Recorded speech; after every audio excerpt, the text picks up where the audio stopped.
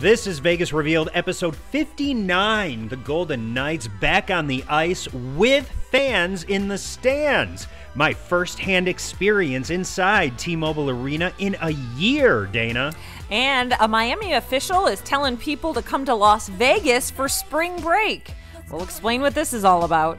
And smoking or no smoking? That is the big debate in our exclusive Vegas Revealed poll this week. Your results are coming up. Plus, the Venetian and Palazzo are sold in a multi-billion-dollar deal. And the new Virgin Hotel is set to open with no resort fees. There's a lot of reaction on that. It's all coming up right now on Vegas Revealed. Let's go to Vegas, baby. Let's go tonight. Right now. Let's go to Vegas. We'll stay up all night. Welcome to Vegas Revealed, episode 59. Dana Roselli here. Along with Sean McAllister. And, you know, Dana, we are, we're in March, and this is when we start seeing that flood of visitor traffic to Las Vegas for NASCAR, for the NCAA basketball tournament, and for spring break. Right, and pool season, is officially here, so everyone's ready to spring break in Vegas, right? Well, this city official in Florida, believe it or not, is saying, hey, everyone, skip Florida, go to Vegas instead. It's like, what? Which is crazy town because South Florida, Miami Beach, Fort Lauderdale, those are usually spring break hot spots. They're usually packed, those beaches, with college kids who are just looking to get crazy, get plastered. That's like where Girls Gone Wild back in the 90s. Oh my gosh, remember that? Got its start. Oh my God. Wow. Yeah, well, we're all like, hey, normally we'd be like, yeah, great, skip Florida, come to Vegas, but the way that this city manager said it was that he wanted people to come here because he didn't want people to gather and party and, spread COVID.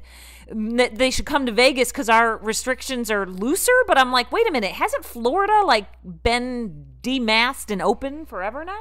Yeah, I don't get it. Florida has been one of the states with the most lenient restrictions all through this pandemic. But Raul Aguila, he's the city manager down in Miami Beach. He's saying, if you're coming here, there's not going to be an anything goes kind of party attitude. Change your reservation and go to Vegas if that's what you want. But listen, Raul, we've got news for you.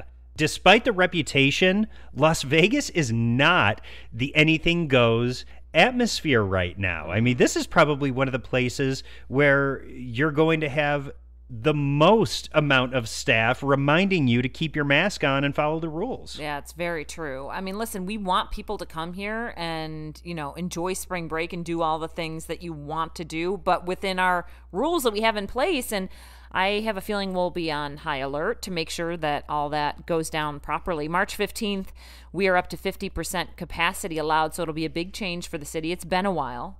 It has, and even though people can go to the pool, they can go to nightclub venues, but pools and nightclub venues aren't operating like day club and nightclubs right now. The pool, you can go and there might be music, but you have to be socially distanced. You have to wear your mask when you're laying out. It's not like a big party. And the same thing for the nightclubs. They're operating as lounges right now, which is like sit in your little space, get some cocktails, and keep to yourself. Exactly. And listen, there are things that, when you're by the pool, as long as you've got a drink, you can have your mask. People, but they do great separation there. A lot of times they have the chairs bulked in twos and they're separated. So they're already all set up like that. So we have great things in place. And listen, if you want to come to Vegas, we're not saying don't. We're just saying with that quote that we're like all loosey-goosey and they're not going to tolerate any crazy, what do you call anarchy? They're in Florida and Miami Beach. Don't position us like we're the loose state of the country, because we aren't. Texas is before us, and so is Florida. And Miami, they don't want to be known as a super spreader city. Yeah. And guess what? Las Vegas doesn't want to be known as that either, because we want to welcome people back here in a safe way. And that's what the city has done over the past several months since casinos have been back open. Right. And along those lines, I wanted to do a quick mention of this, Sean, and we don't have to go on and on forever. But you and I were vaccinated this week. We got an appointment last minute. You called and said, hey, I see some openings at the convention center. Do you want to go? And I live near there. So we're like, yeah, park here. We'll walk. We did it, and we got through. So we had our first dose of the Pfizer vaccine.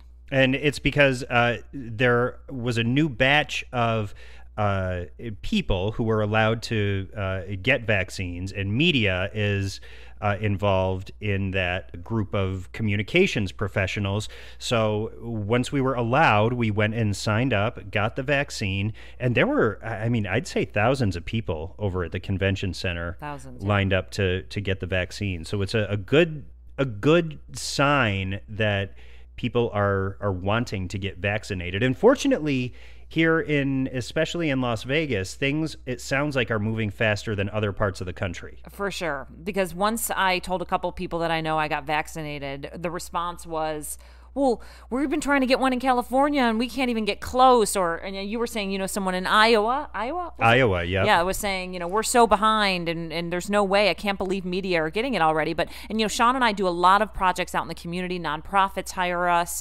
New businesses that are opening hire us to tell their story. We're trying our best to help promote the city and do our job. But I must say, you and I have been wanting to get vaccinated because we know we'll feel more comfortable and it will make the customer who hires us more comfortable. Right. And especially now that events and shows are starting to happen again here in Las Vegas, it's great peace of mind to have the vaccine. There's still another round of shots to go, but first dose down. And speaking of events, Dana, coming up in just a couple minutes here on Vegas Revealed, I'm going to have my firsthand experience getting back inside T-Mobile Arena for the first time in a year to see the Golden Knights play hockey. We have a limited amount of fans allowed back inside, and that experience is going to be coming up. We look forward to hearing that. First, we want to talk about two things that are causing quite a conversation in the social media world, and one of them is Resorts World that's going to open this summer. Yeah, a huge resort right across the street from Wynn Las Vegas. I mean, it's massive, and it looks absolutely beautiful, but it's not the aesthetics that have people buzzing. No, so we did an exclusive Vegas Revealed Twitter poll. This is 2 weeks in a row. We've had exclusive polls, Dana. No, I think we just keep it up. Keep it up. Anyway, here's the deal. Somebody had mentioned on Twitter, I don't actually know where it all started, about them hearing some buzz that Resorts World might be a non-smoking resort casino. And then people chimed in saying, yeah, do it. Others were saying no. So we did a poll. Now we're also hearing some follow-up from some of the bloggers out there. They're saying that smoking will be allowed in the casino, but not allowed in other parts of the resort. So we aren't sure. Nobody's confirmed that in the world of Resorts World. So anyway, we did a poll and we asked, what do you think? Are you behind this? Maybe, Resorts World being smoke-free? The results were pretty astounding. 82% of respondents, Dana, more than that, said yes, they would support Resorts World opening up as a smoke-free property.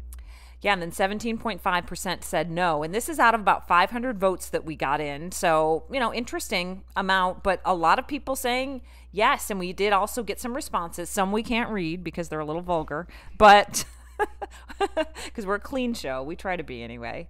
But no, we had Sparky Lisa saying all day long, I support it. Secondhand smoke is worse than smoking.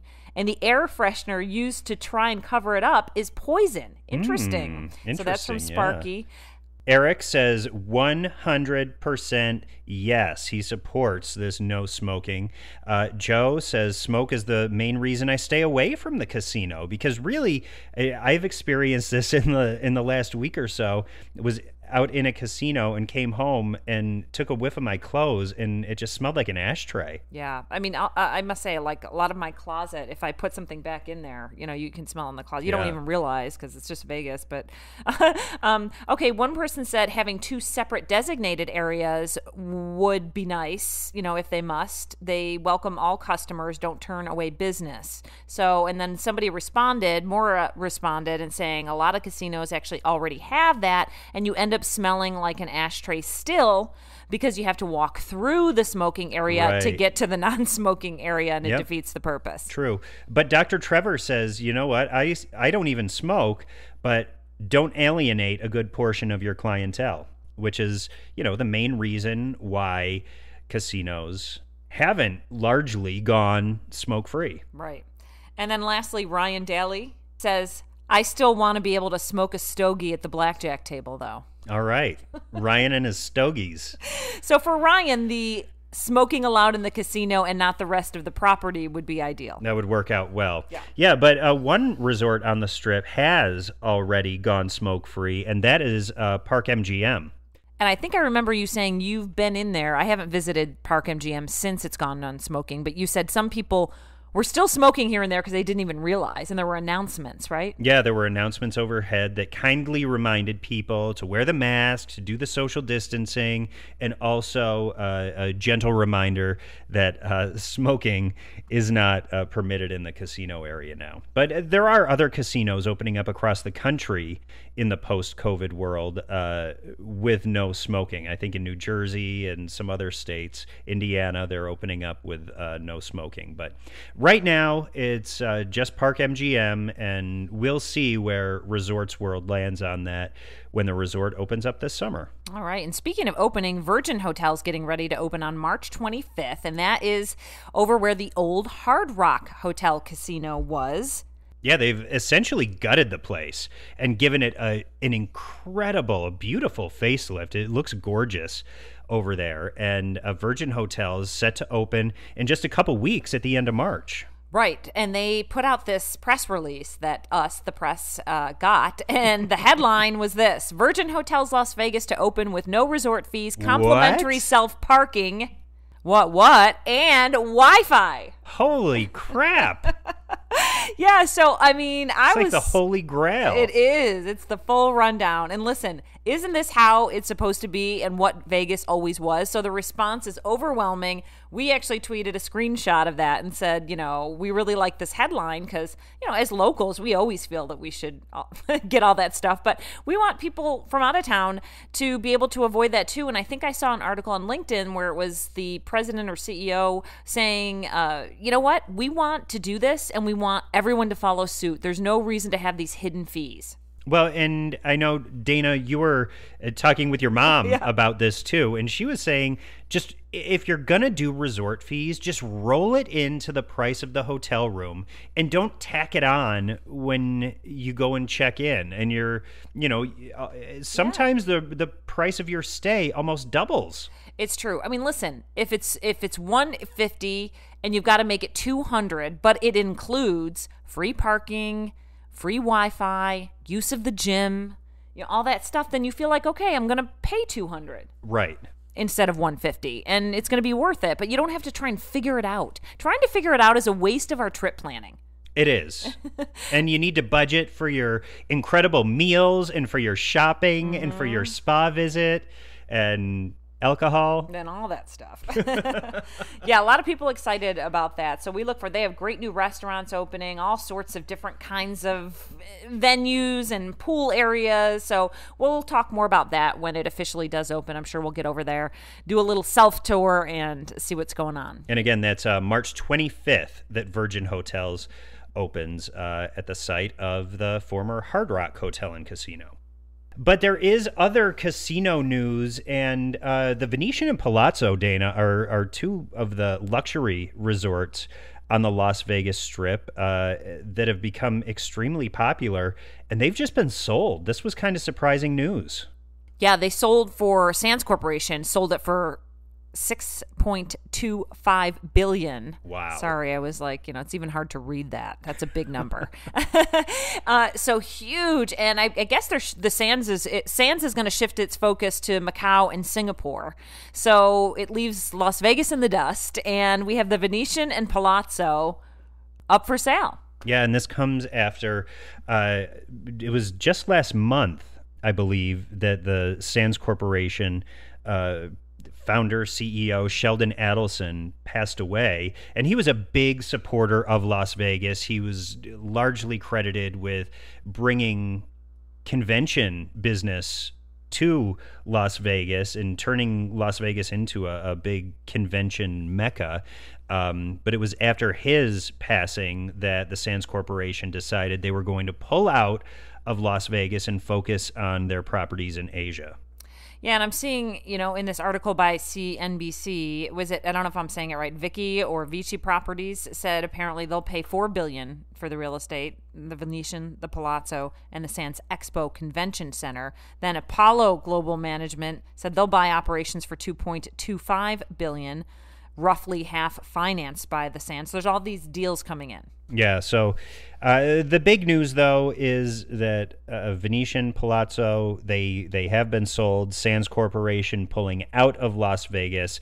But that shouldn't, I don't think, interrupt the operations over at the Venetian and Palazzo, and the level of hospitality that you would expect over at those properties should stay high level. So no worries there. No, and you and I have spent a lot of time over there during this last year. We've had a lot of things over there and we always love how easy it is to get in and out, and just great property over there. So hopefully not much will change, and if the changes do occur, hopefully they'll be for the better. Yeah, absolutely. Okay, so you went to the Golden Knights game, the first Golden Knights game that allowed fans. I love it. I have to say the first, because I've seen other people go since, but you were at the first game back. You decided to splurge, get some tickets, and I know you arrived a little early. First of all, talk to us a little bit, Sean, about this experience, because I think it's interesting for people who live here in Las Vegas to know, and also people that live in other cities that decide they want to go to a professional sports game, or maybe when concerts open back up, of the process you had to go through. So it was sprung on us pretty quickly. Within a week of announcing that 2,500 fans would be allowed inside T-Mobile Arena for the Golden Knights games, tickets went on sale, which, had people scrambling to try and get their hands on them. They're not cheap, but, figured, hey, you know what? We haven't spent anything on entertainment for the past year, so let's splurge a little bit. It's a historic time to get back inside to see the Golden Knights play for the first time in a year. And so we did it. My husband and I got tickets. We went to the game. And there are precautions, though, that are being put in place for anybody who does go to the game. And Sean, I love this. While you were there, you did this step-by-step recording of what the experience was like. So let's listen in. There is energy. There is excitement. Vegas fans are ready for hockey. Once again, only 2,500 people will be allowed inside, but the scene here, let me describe it for you. Just pulling up to T-Mobile Arena, we're arriving as the ushers were arriving, and they were in a line outside T-Mobile Arena, and you could see there were fist bumps going on. These are people who haven't seen each other for a year, returning to work, returning to their jobs inside T-Mobile Arena. As for the precautions that have been put in place for fans who are arriving for the game on this Monday night, the first Monday night of hockey, it's so crazy to say that.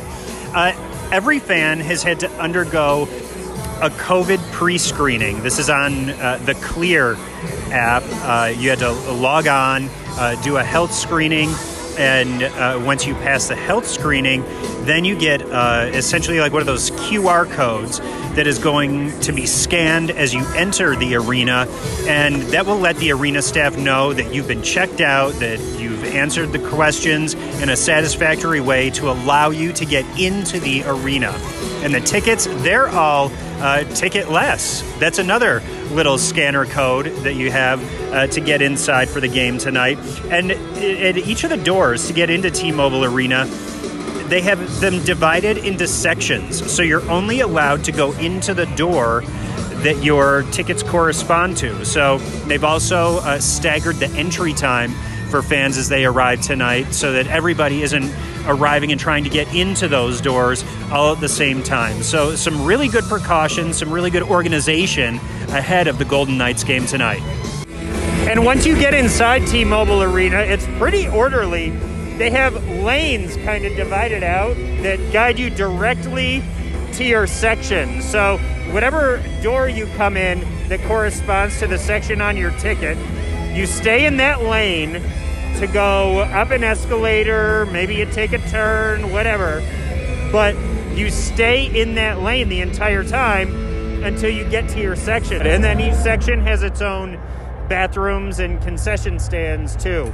Well, it sounds like it was really organized and the experience was still enjoyable, right, Sean? Well, you still had people around. You didn't feel like you were watching the game alone. So our 2 seats were in the middle of the row in our section. There was nobody else seated in our row. Wow, that's like VIP. I mean, it was really nice. There was tons of elbow room. You could actually like set down your box of popcorn, set down your beer, and didn't have to worry about anyone kicking it over. But the seats that weren't being used were kind of wrapped with these vinyl bands that made it so you couldn't even open the seats. So your only option was to sit in the seats that were assigned to you. And then the row in front of us had people on either aisle, and we didn't have anybody directly in front of us for another 4 rows. So they did a really good job of staggering people throughout the arena.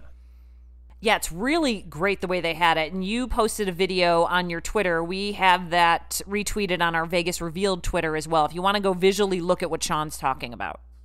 And how was the vibe? Did you feel like you were watching a game with other people, or was it because it was so spread out that it felt a little lonely? No, it didn't feel lonely at all. Like, people would turn around and you couldn't like physically high five them, but people were given like air high fives, and groups of people that were seated together. You could only be seated in groups of 4 or less. People were celebrating. You were. I mean, people were pointing at each other. There was one guy that was complaining about the Golden Knights, R2-D2, C-3PO helmets, that they're like really shiny gold, and saying that they're a curse. And, other fans were yelling back at him saying, no, it's not a curse. We just won the game. So there was still that fan interaction happening. Well, and then they won in OT, and the video that you posted, such a good game. It's got like close to 7,000 views on Twitter. If you haven't seen it, it is the vibe and the people, even though they're spread out, it still looks super fun. It is interesting, though, because you and I went to a game at T-Mobile, which was pretty much the last game. Was it the last game? Yeah, it was the last game that was played there before the shutdown. I didn't even realize that. Yep. Okay. Yeah, we're there, and then I'm looking at your video now on Twitter, and your mask, and the one that I posted back then was you screaming and probably spitting all over. I mean, not intentionally, but what we're not supposed to do right now. I was aerosoling. You're aerosoling. And the vibe, we were, in the box with a bunch of people eating, drinking, and like the whole nine, and we're in the stand. So it's so funny to see the difference before and after. It is. And I will tell you, I know we lost our voices. Shane and I lost our voices from cheering so loud and yelling, because we thought, well, we have to make up for the noise. I mean, usually there's 18,000 people in the arena when there's only 2,500. You have to make up for the noise that's not being made by the 15,000 people that are absent. But they were piping in some fan noise through the speakers throughout the game. So they would increase the volume when they wanted you to get louder, but it just added to the ambiance. Oh, what a game. I'm so glad that you splurged on the tickets and they won in OT. That just made the whole experience. Such an exciting game. And the players, as soon as they won, they skated around the ice with their sticks in the air, giving a nod to the fans. I saw that. Made an effort to come out and support the team. So I think that the vibe of the fortress is what we call T-Mobile Arena when the Golden Knights are playing. That vibe is back, and the players really, really feed off of that. Oh, I love it. Yeah, what a great experience. I'm glad you got to do that. And if you come out to Las Vegas, keep that in mind. If you want to go to a professional sports game, if you want to go see the Golden Knights, tickets are available for a limited number of people right now. All right, well, we have gotten a lot. I think we could talk about a million other things, but we'll save some of them till next week and our social. But we do want to give some tips out, and so we're going to take a quick break, and we'll be back with some tips that include wine time. Ooh, it always involves alcohol. That's okay. Stay with us. As always, we want to thank you for listening to us here on Vegas Revealed, and there are more ways than ever for you to listen, and that now includes all of our episodes being uploaded to our Vegas Revealed YouTube channel. So if you're ever on the go or you want to play it on your TV, go ahead and dial us up at Vegas Revealed on YouTube and play our episodes there. Also, vegas-revealed.com. We have also been really appreciating your reviews. So if you can go to us on Apple iTunes and Apple Podcasts and leave us a rating and a review, a positive one if you like the show, we would really appreciate it. It helps people discover us, and it is so important. So thanks again for listening, everyone. It is time for Dana and Sean's Tips of the Week, and this one actually comes courtesy of Kathy McGowan. She's one of our followers on Instagram, and she sent us this little tidbit. She said, hey, do you guys know that there is a winery in Las Vegas? And we said, why no, Kathy? We did not know that. Thank you for bringing it to our attention. Yeah, she was saying it's a great local winery, and Patty's an old friend of mine, and her wine is yummy. So I was like, okay, what's this? I feel really guilty because, Sean, you and I have lived here 15 plus years. How do we not know about this? I don't know. And this is like close to where I live. I know. What? I mean, we knew there were some breweries over there. And was it breweries? And breweries, distilleries. Yeah. Yep, but I didn't know. Over in the section of town. I didn't know about the winery. But the Vegas Valley Winery, it's open 7 days a week for tastings. They also have options where you can like get a group of people together and do winemaking. You can batch your own wine into barrels. They let it sit there. You go through the whole process of barreling your wine and then getting up to 240 bottles of wine out of the barrel that you and your friends or you and your coworkers end up creating, which is such a cool thing. It is, yeah. And they say you can do wine by the glass. Also, reservations recommended, though, for tastings that they have there. I love that. So they do winemaking meetups. You can just stop in for a glass of wine, do the tasting. Really cool. Love that we have the Vegas Valley Winery here right on our back doorstep. I know. I think we're going to have to go over there, especially because you live so close. And it looks like they're doing events for the Golden Knights hockey games, too. Great. Yeah, because I always know there's the wineries in Pahrump, but I had never heard of one so close to home here in Henderson. So it's a new discovery, and, we love that. Love that. Thanks for bringing that to our attention, Kathy. And any of you out there, if you have tips that you would like to have featured here on Vegas Revealed, hit us up. That one, like I said, Kathy shot us a little DM on Instagram, but hit us up on Twitter, email, Facebook, Instagram, however you want to do it. And speaking of Instagram, Original Chaos is what they're called. We're talking about a band that always hits us up on Instagram. They're always tagging us and letting us know when they have events and when they're performing. And so I wanted to give a little shout out to Original Chaos. This is actually a group made up of a bunch of different members of things that I knew them in previously, if that makes any sense. So members of different bands that have come together for a new band. Or shows, because Colin Scott Cahill, he was in Atomic Saloon at the Palazzo, which was a hilarious show, and he's in this band, and so is Di Richards from Tenors of Rock. And I know there's a lot of other members in the band, too. Anyway, they have a bunch of things going on. First of all, they're doing a live stream and a performance on March 20th. So you can get in-person tickets, but limited, obviously, because of spacing. It's at The Space here in Las Vegas. The live stream is $10. They're going to be doing the album from Guns N' Roses in full order, just like the vinyl, front to back. That's pretty cool. I know, right? But they also perform at the Carnival Court over at Harrah's many days from 2 p.m. to 7 p.m. So if you want to go see live music, they do it there, and they've been doing this, and then they announce all their days on their Instagram. It's at Original Chaos LV. And let me tell you, that Carnival Court over there at Harrah's, that is good people watching. Yeah, it's hopping, right? And good viewing. You're right. Yeah, they've been able to have live music there for quite a while. I know Vinay from the Bronx Wanderers does some performances over there, too. So, 2 to 7 p.m., just sit, have a beer, have a snack, listen to some music. Because that is an open-air venue, so it does allow for people to, socially distance, but you have the air blowing through there, too, so it's not like a theater. So, yeah, Carnival Court over at Harrah's, Original Chaos. Go check them out.